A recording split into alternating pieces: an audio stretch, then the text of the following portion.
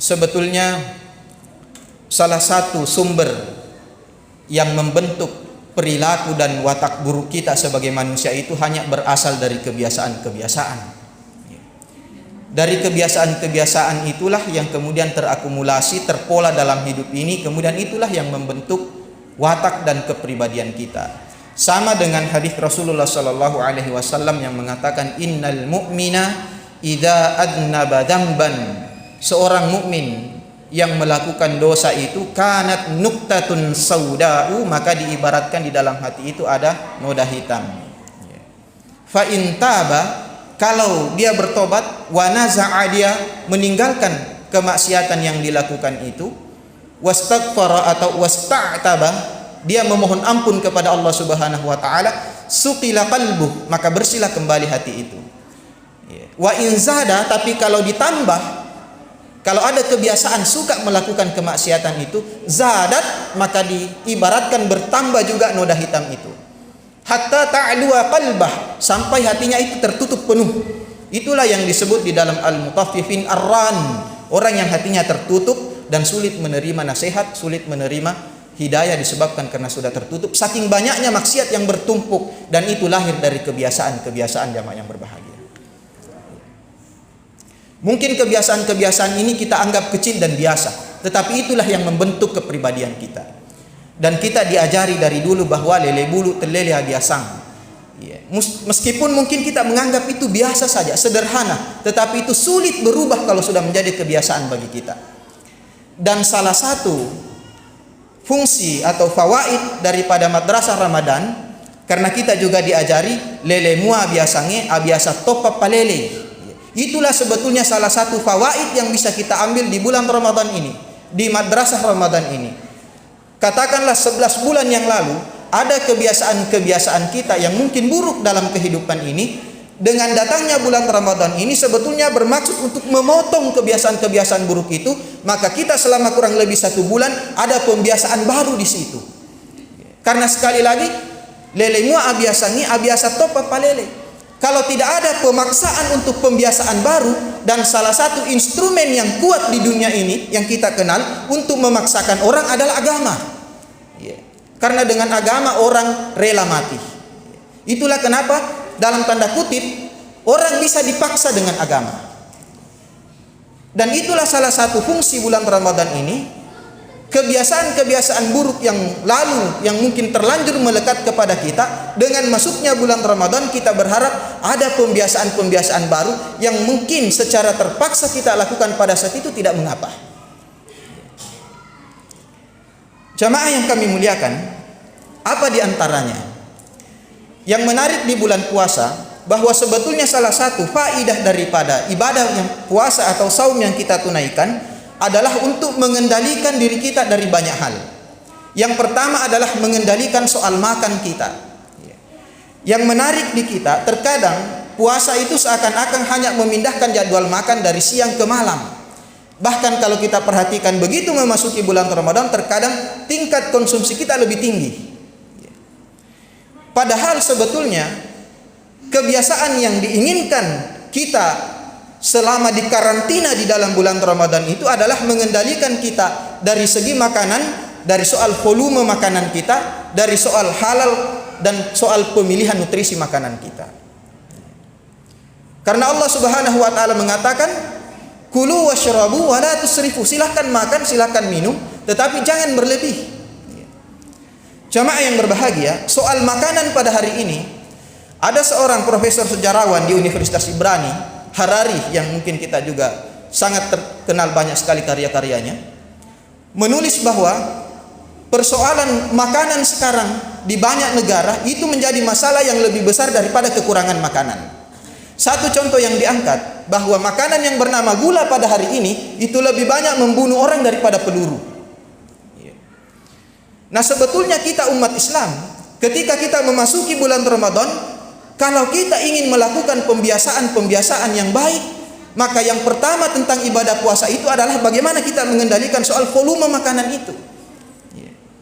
Dan itu bisa diduplikasi di luar bulan Ramadan. Makanya kenapa ada ungkapan yang mengatakan kun rabbaniyan wala takun ramadaniyan. Jadilah hamba Allah, jangan menjadi hamba Ramadan. Hamba Ramadan itu nanti di bulan Ramadan disiplin, bagus ibadahnya, bagus makannya, bagus dan sebagainya. Tapi setelah keluar kembali lagi ke kebiasaan buruk. Rasulullah Shallallahu Alaihi Wasallam kan mengatakan, ma mala'a adamiyun wi'an syarran min batonin. Tidak ada tempat yang paling buruk, wadah yang paling buruk dipenuhi melainkan perut kita.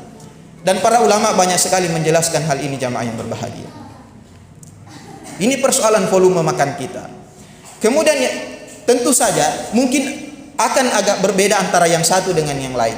Akan bervariasi antara kekenyangan yang satu dengan yang lain. Karena kebutuhan energi setiap orang berbeda. Tetapi secara pribadi, tentu masing-masing kita bisa mengukur bahwa oh ini yang dimaksud terlalu kenyang. Dan itu yang diminta oleh Allah Subhanahu wa taala supaya kita tidak berlebih-lebihan. Kemudian yang lain, jamaah yang berbahagia, tentang kehalalan apa yang kita konsumsi. Halal dari segi zatnya maupun dari cara mendapatkannya. Ada hadis yang sering kita dengarkan ketika Rasulullah Shallallahu Alaihi Wasallam menjelaskan seorang yang mengangkat tangannya kepada Allah Subhanahu Wa Taala mengatakan, ya Rab, wahai Tuhanku, wahai Tuhanku, wa mat'amuhu haram, tetapi makanannya haram, wa mashrabuhu haram, minumannya juga haram, wa malbasuhu haram, pakaiannya juga haram, wa ghudhiya bil haram, perutnya kenyang dengan hal-hal yang haram. Fa anna yustajabu lidzalik, maka bagaimana mungkin Allah Subhanahu wa taala bisa mengabulkan doa orang seperti ini? Karena itu jamaah yang berbahagia, salah satu mungkin sebab kalau selama ini kita banyak berdoa kepada Allah Subhanahu wa taala dan terasa itu tidak diijabah, yang perlu kita tanya-tanya adalah tentang apa yang masuk di tenggorokan ini. Tentang persoalan kehalalan dan keharamannya. Kemudian persoalan nutrisi sebetulnya juga sudah disebutkan. Ketika Allah Subhanahu wa taala mengatakan kulu mimma razaqnakum atau kulu min thayyibat, makanlah apa yang baik-baik, halalan thayyibah. Di dalam tafsir Ibnu Katsir bahwa yang dimaksud dengan makanan yang baik itu adalah makanan yang baik untuk tubuh kita dan tidak mendatangkan mudarat.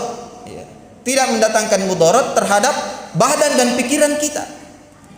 Ini semua menunjukkan bahwa di dalam bulan Ramadan itu yang dilatih adalah 3 hal ini. Bagaimana supaya makanan itu dari segi volumenya bisa kita kendalikan, dari segi halal dan haramnya bisa kita kendalikan, dan dari segi nutrisinya yang baik. Karena Allah melarang kita mengkonsumsi sesuatu yang merusak badan kita. Wala tulqu biaidikum ila tahlukati. Meskipun kalau kita baca ayat ini itu tentang infak dan jihad, tetapi di dalam memahami nas-nas ada kaidah yang mengatakan al-ibratu bi umumil lafzi la bi khususis sabab. Kalau kita mengambil dalil, kita mengambil makna secara umum, bukan hanya sebab turunnya atau secara khusus tentang sebab ayat itu. Kemudian jemaah yang berbahagia, yang kedua, semestinya yang harus kita biasakan di bulan Ramadan ini, yang perlu kita kendalikan kepada diri kita di dalam bulan Ramadan ini adalah mengendalikan syahwat kita. Karena dengan berpuasa ini, sebagaimana di dalam hadis Rasulullah Sallallahu Alaihi Wasallam tentang perintah untuk menikah itu, ya ma'syarasy syabab, man istata'a minkumul ba'ah falyatazawwaj. Kalau sudah mampu silakan menikah. Tapi kalau tidak bisa, maka hendaklah berpuasa. Karena itu lebih baik, ya. Karena puasa itu sebagai perisai yang bisa menjaga pandangan kita. Karena itu jamaah yang berbahagia, itulah salah satu kebiasaan yang mestinya kita kendalikan selama bulan Ramadan ini adalah mengendalikan syahwat kita. Karena ini adalah salah satu fitrah manusia yang kita baca di dalam Al-Qur'an, zuyyina linnasi hubbus syahawati minan nisa'i, bahwa salah satu fitrah manusia itu memang senang dengan lawan jenisnya. Karena itulah jamaah yang berbahagia, banyak orang-orang besar yang jatuh karena persoalan wanita. Rasulullah Sallallahu Alaihi Wasallam sudah ingatkan kita, ma taraktu ba'di fitnatan adarra 'ala rijali minan nisa'i. Tidaklah kutinggalkan fitnah, ujian yang paling besar bagi laki-laki kecuali ujian terhadap wanita itu. Makanya jamaah yang berbahagia, salah satu hikmah di balik puasa itu adalah bagaimana kita mengendalikan syahwat kita. Dan kita tentu berharap bahwa makanan kita, syahwat kita, begitu pula hal-hal yang lain yang menjadi kebiasaan baru di bulan Ramadan ini, kita berharap itu bisa kita duplikat di bulan-bulan berikutnya.